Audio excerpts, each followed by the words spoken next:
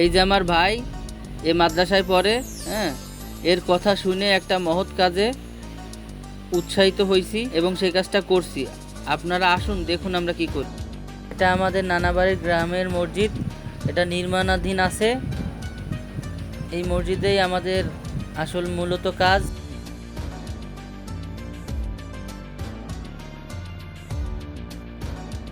আমাদের এই মসজিদের অজুখানা, যেটা আমি জুম্মার নামাজ পড়তে গিয়ে দেখলাম বেশ একটু নোংরা নোংরা আমার কাছে মনে হইলো, শ্যাদলা পড়ে গেছে। তাই আমি ঠিক করলাম যে আমরা সবাই মিলে অজুখানাটা পরিষ্কার করব। এবং আজকের খুতবায় হুজুর বলছিলেন যে মসজিদের পরিষ্কার পরিচ্ছন্নতা নিজেদেরই করতে হয়। আমাদের সকল নবীগণ তারা মসজিদ পরিষ্কার করে গেছেন। তাই আমি সেই কথায় উদ্বুদ্ধ হয়ে চিন্তা করলাম যে আমি মসজিদটা পরিষ্কার করি। আমি আর আমার ছোট ভাই মিলে কার্পেটটা আস্তে আস্তে করে উঠিয়ে ফেললাম। কার্পেটের নিচে দেখেন অনেক ময়লা জমে গেছে। কার্পেট সরানোর পর দেখা যাচ্ছে যে অনেক ময়লাই জমেছে, যেটা কার্পেট অবস্থায় বোঝা যাচ্ছিল না। তারপর আমি ঝাড়ু নিয়ে শুরু করে দিলাম ঝাড়ু দেওয়া। আস্তে আস্তে ধুলাগুলা পানি দিয়ে পরিষ্কার করা শুরু করলাম। আমার ভাই লাভিব সে পুরো ফ্লোরে পানি ঢেলে দিছে।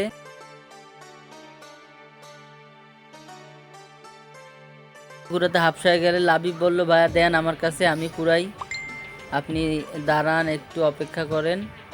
আমি তখন অন্য একটা কাজে ব্যস্ত হইলাম। লাবিবকে বললাম যে তুই আস্তে আস্তে করতে থাক, আমি পানি ছেড়ে বালতি ভরতে থাকলাম। লাবিবের মতো ঝাড়ু দিয়ে কুড়াতে থাকলো, ময়লাগুলো আস্তে আস্তে পরিষ্কার করতেছে। আমি পিছনে দাঁড়িয়ে কিছু কিছু জায়গায় শ্যাদলার মতো হয়েছে, এগুলো পা দিয়ে ডলে ডলে উঠানোর চেষ্টা করতেছি। উপরের পাট মোটামুটি পরিষ্কার করা হয়েছে, এবার রকসেল দিয়ে পরিষ্কার করার পালা।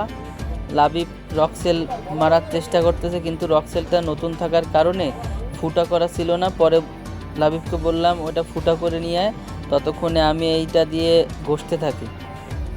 আমি ঘষতে ঘষতে লাবিব ওই পাশে গেছে একটা পেরেক খোঁজার জন্য যে ওটা দিয়ে ফুটা করবে।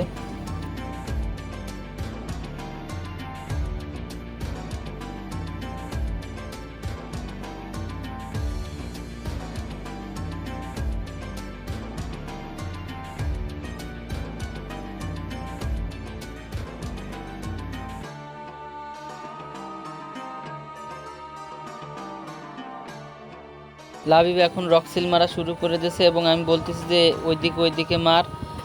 ও রকসিল মারতেছে আর আমি আস্তে আস্তে ওইটা দিয়ে ডলা শুরু করছি।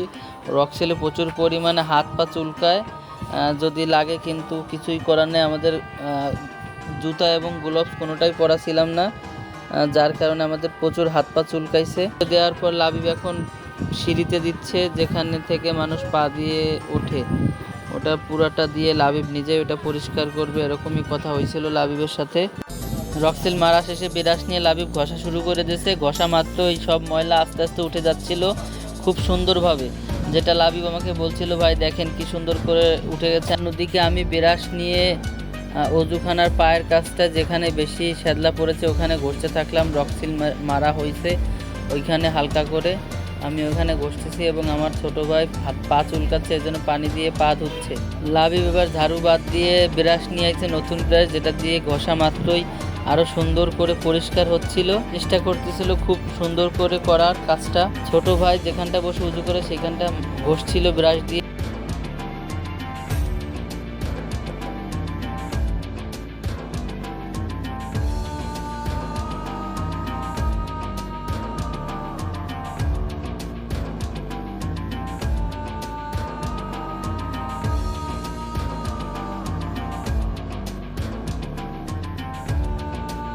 বাইজিৎ এবার ভিতরে ড্রেনে নেমে ঘষা শুরু করে দিয়েছে। ভিতরে ড্রেনে অনেক ময়লা ছিল, যেটা আমি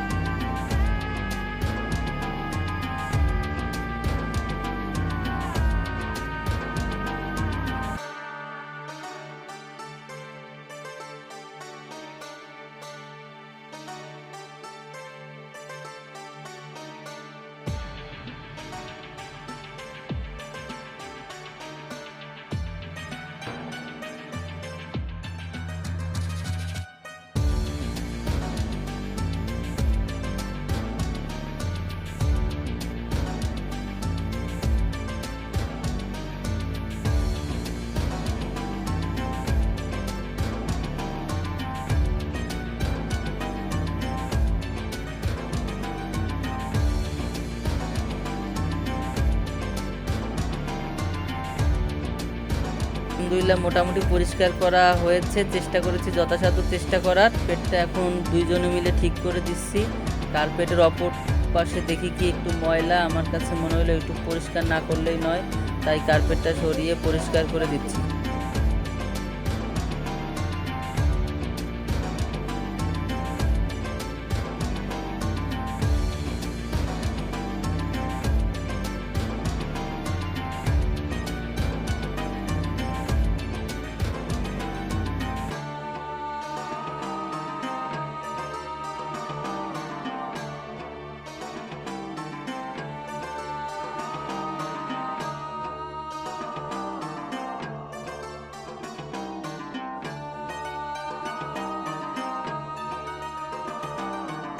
এবারের মতো সিঁড়িতে পানি ঢেলে সম্পূর্ণ পরিষ্কার করে নিচ্ছি।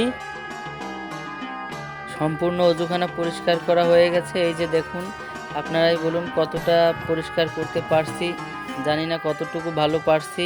আলহামদুলিল্লাহ মনে হয়েছে আমাদের কাছে মোটামুটি যথাযথ চেষ্টা করেছি। এবং এই ভিতরের পাশটা দেখুন যে কতটুকু পরিষ্কার হয়েছে। আসলে বলার কিছুই নাই, আমরা আমাদের মতো চেষ্টা করেছি। হলো সম্পূর্ণ অজুখানার লুক পরিষ্কার করার পর। আপনাদের সাড়া পেলে এরকম আরও ভিডিও বানাতে উৎসাহিত হব। আপনাদের দোয়া কামনা করি।